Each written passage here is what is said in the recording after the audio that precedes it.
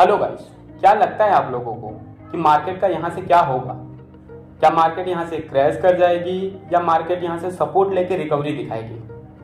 देखिए, क्रैश करेगी और सपोर्ट लेके रिकवरी दिखाएगी ये बताना पाना बहुत मुश्किल है। हम डेटा के ऊपर थोड़ा एनालिसिस करेंगे, उसी बेसिस पे हम आपको गाइड करेंगे कि मार्केट में क्या क्या हो सकता है। ओके, तो उसलिए देखिए, मेनली अगर जो मार्केट में जो डर बना हुआ है उसका जो मेन रीजन है वो तीन है।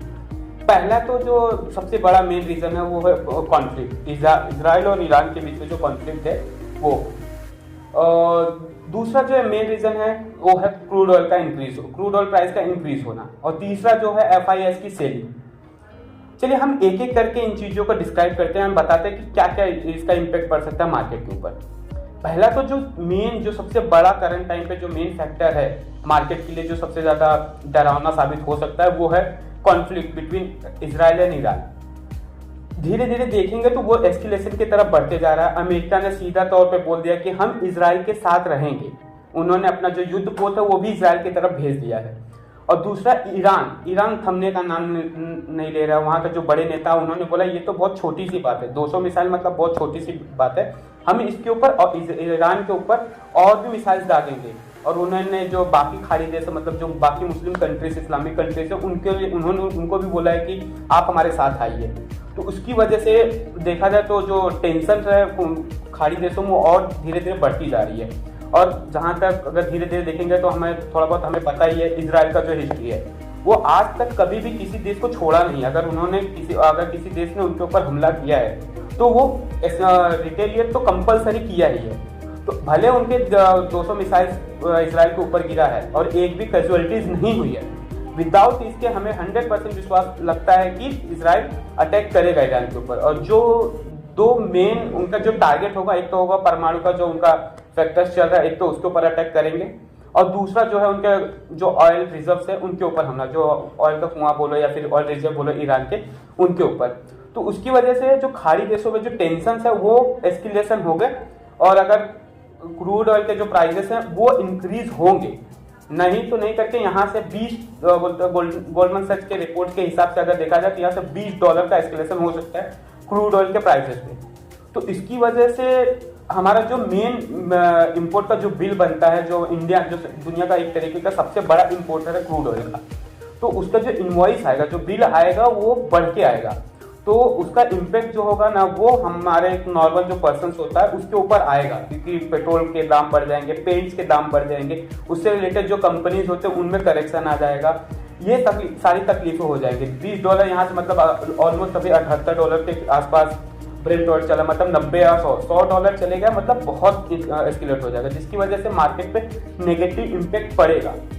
तो अभी हम क्या कर सकते हैं, हमें स्टॉक वाइज रहना पड़ेगा। अगर देखेंगे जनरली, अगर पिछले हिस्ट्री देखेंगे जहाँ पे वॉर हुआ था वहाँ पे 2 सेक्टर्स मेनली काम करते हैं। अगर मार्केट भले गिरते पर 2 सेक्टर्स मार्केट से अच्छे खासे परफॉर्म नहीं बोल सकते लेकिन स्टेबल रहते, गिरते नहीं है। मतलब गिरती मार्केट में अगर स्टेबिलिटी भी बनी है ना तो मतलब एक तरीके का मजबूत सेक्टर है। पहला तो है FMCG सेक्टर्स और दूसरा है health care sector. Health care sector, ये दोनों सेक्टर जब भी कोई मार्केट पर नेगेटिव इम्पैक्ट आता है, मतलब नेगेटिव न्यूज बेसिस मार्केट गिरती है, तो यही 2 सेक्टर स्टेबल बने रहते हैं, क्योंकि खाना और दवाई दोनों ही बाद में छोड़ नहीं सकता है।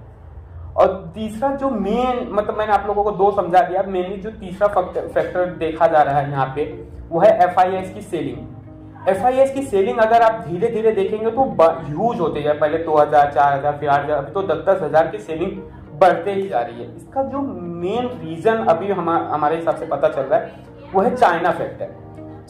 चाइनीज मार्केट बहुत दिनों से अंडर परफॉर्म कर रही थी, जिसकी वजह से वहां से स्टॉक्स की कंपनीज की जो वैल्यूएशन है वो बहुत कम है। और आप लोगों को बता दूं कि FIS जो होता है वो मोमेंटम चेजर होते हैं। जिस मार्केट में मोमेंटम होता है वो उधर ही अपना पैसा डालते हैं।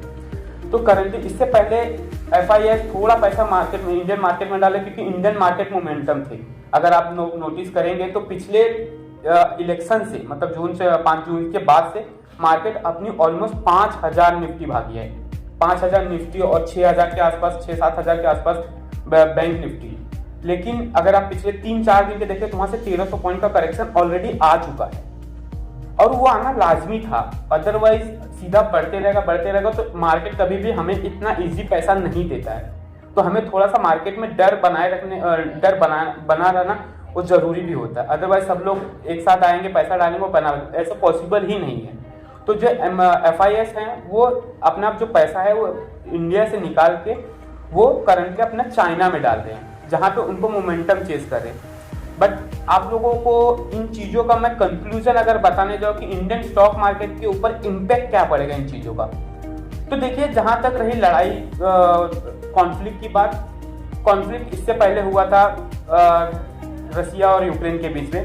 तो आप लोगों को बता दो उस टाइम पे मार्केट जो है 4% गिरा था, लेकिन उसके बाद अगर आपने देखा रहे तो ऑलमोस्ट 18% का जंप दिया है इंडियन स्टॉक मार्केट में। 4 से 5% गिरने के बाद 18 से 19 पर 15 से 18% चलना, मतलब आप लोग समझ सकते हैं कि वो एक अपॉर्चुनिटी होती है। जब कोई लड़ाई होती है ना, तो हमें एक इन्वेस्टर के तौर पे एक अपॉर्चुनिटी मार्केट में एंटर होने का।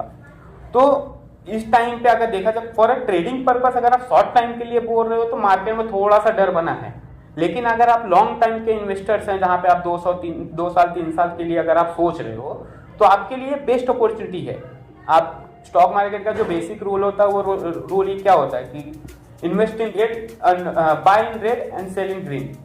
तो अभी जब मार्केट रेड है तो हमें अपना पैसा डालना चाहिए। और जहां तक रही ट्रेडिंग पर्पस की बात, तो अगर मैं सपोर्ट और रेजिस्टेंस की बात करूं तो generally in news basis market पे कोई सपोर्ट और रेजिस्टेंस काम नहीं करता है।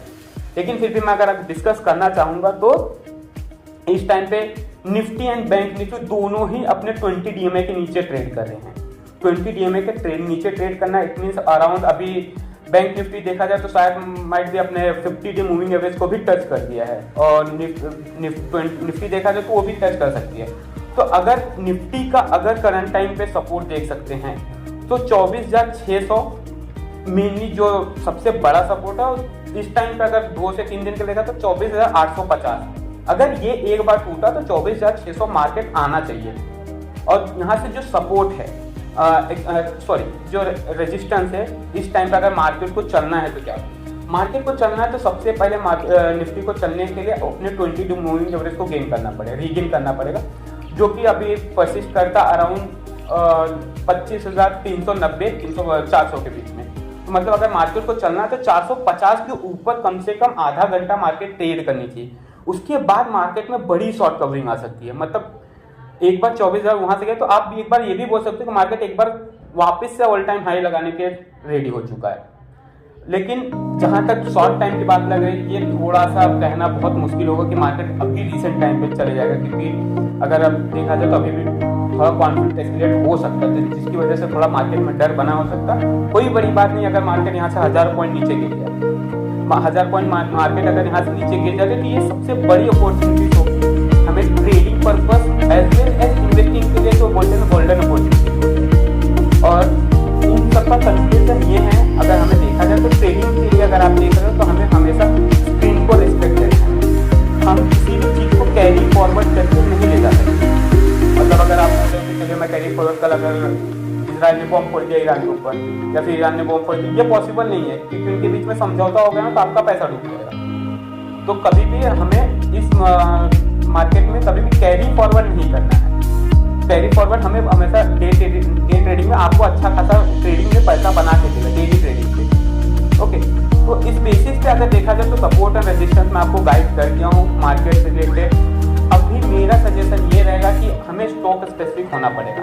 अगर ऑप्शन में जिसको लत लग गई, एक तरीके से बोलते हैं जिनको ट्रेड किए बिना मन नहीं मानता है, अगर वो करना चाहते हैं तो डेली ट्रेडिंग इंट्राडे ट्रेडिंग करें, कैरी फॉरवर्ड पोजीशन को लेके ना जाए, वरना बहुत ही भारी नुकसान भुगतना पड़ सकता है।